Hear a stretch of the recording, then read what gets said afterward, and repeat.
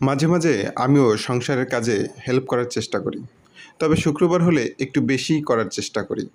ঘুম থেকে উঠে চিন্তা করলাম, যেহেতু আজকে শুক্রবার, আমিও আজকে সংসারের কাজে কিছুটা হেল্প করতে পারি কিনা দেখি।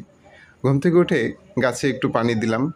ছোট্ট একটি গাছ, মাঝে মাঝে আমি এখানে পানি দিই, শুকাই গেলেই পানিটা দেওয়া হয়। তারপর নাস্তা সেরে কাজে মনোযোগ দিলাম, দেখি কি করা যায়। ঘরের খাটের নিচে একটু বেশি ময়লা থাকে, সপ্তাহে একদিন আমি একটু বেশি করে ভালো করে বা একটু সুন্দর করে ঝাড়ু দেওয়ার চেষ্টা করি।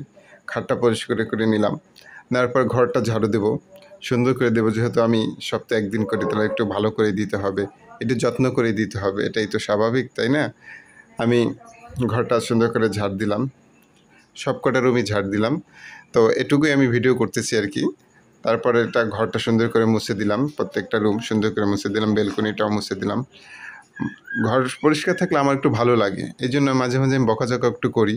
তো এই জন্য আমি নিজের থেকে মাঝে মাঝে একটু পরিষ্কার পরিচ্ছন্ন করার চেষ্টা করি। পরিষ্কার পরিচ্ছন্ন থাকলে আমার নিজেরও যেমন ভালো লাগে, তেমন আমার মেজাজটাও ভালো থাকে। নাহলে অন্যকে বকাঝকা করি, এটা আমার একটা খারাপ অভ্যাস। এই মাঝে মাঝে আমি কিন্তু পরিষ্কার পরিচ্ছন্ন করার চেষ্টা করি। এরপর পড়ছে আমার দায়িত্ব। তো ওয়াশরুমটা আমি সবসময় পরিষ্কার করি, এটা একটু শক্তির প্রয়োজন হয়, তো সেজন্য আমি করি। এতে আমার কোনো সমস্যা হয় না, আমার ভালোই লাগে সব কিছু পরিষ্কার পরিচ্ছন্ন থাকলে। পরিষ্কার করে দিলাম, তারপর চলে গেলাম বাজারের উদ্দেশ্যে। শুক্রবার যেহেতু একটু বাজার করতে হয়, বাজারে চলে গেলাম, আমাদের স্থানীয় বাজারে, সেখানে যাচ্ছি। বাজারে গেলে দেখি আল্লাহ কি রিজিকি রাখছে, কিছু বাজার করব হয়তো, বেশি বাজার করব না, ছোট ছোট অল্প অল্প কিছু বাজার করি আর কি। তারপর ঘুরে ঘুরে এখান থেকে কিছু বাজার করলাম, বাজার করে বাসায় চলে আসলাম। অনেক রৌদ্র, খুব ক্লান্ত লাগছে। তারপর সংসারের দায়িত্ব যেহেতু কাঁধে পড়েছে, কাজ তো করতেই হয়।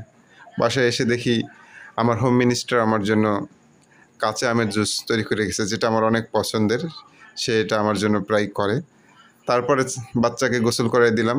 গোসল করানোর পরে তাকে একটু তেল পাউডার দিয়ে দিচ্ছি, যত্ন করার চেষ্টা করি সব সময়, শুধু শুক্রবার না।